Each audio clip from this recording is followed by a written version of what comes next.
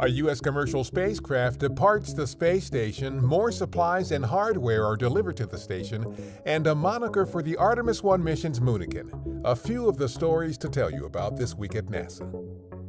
On June 29th, a Northrop Grumman Cygnus spacecraft left the International Space Station 4 months after it arrived with about 8,000 pounds of scientific experiments and supplies for the orbiting laboratory. The spacecraft was named after storied NASA mathematician Katherine Johnson, who broke through barriers of gender and race to calculate orbital mechanics for some of the first U.S. human spaceflights. An uncrewed Russian Progress cargo ship arrived at the space station on July 1st, 2 days after launching from the Baikonur Cosmodrome in Kazakhstan. The Progress, which was packed with more than 3,600 pounds of food, fuel, and supplies for the Expedition 65 crew, will spend almost 5 months at the station. The official name of the mannequin launching on our uncrewed Artemis 1 flight test later this year is Commander Moonican Campos. The name, selected through the public Name the Moonican contest, is a dedication to Arturo Campos, a key player in bringing Apollo 13 safely back to Earth. Sensors on the Moonican will capture data that will help NASA protect astronauts on Artemis 2, the first mission in more than 50 years that will send humans around the Moon.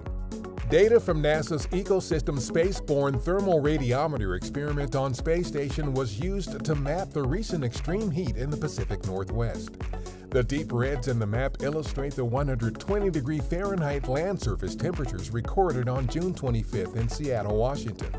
All-time temperature records have fallen in multiple cities in the U.S. and Canada during this heat wave, which the National Weather Service called historic and dangerous. On June 30th, we marked International Asteroid Day with a special episode of NASA Science Live featuring experts talking about all things asteroids.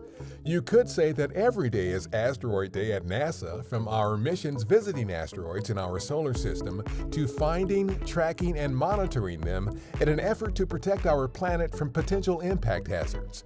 Asteroids are rocky remnants left over from the early formation of our solar system about 4.6 billion years ago. There are currently more than 1 million known asteroids in our solar system. NASA's latest software catalog is available for free public download. It includes hundreds of programs developed to help explore space that could also be used for applications beneficial to life here on Earth.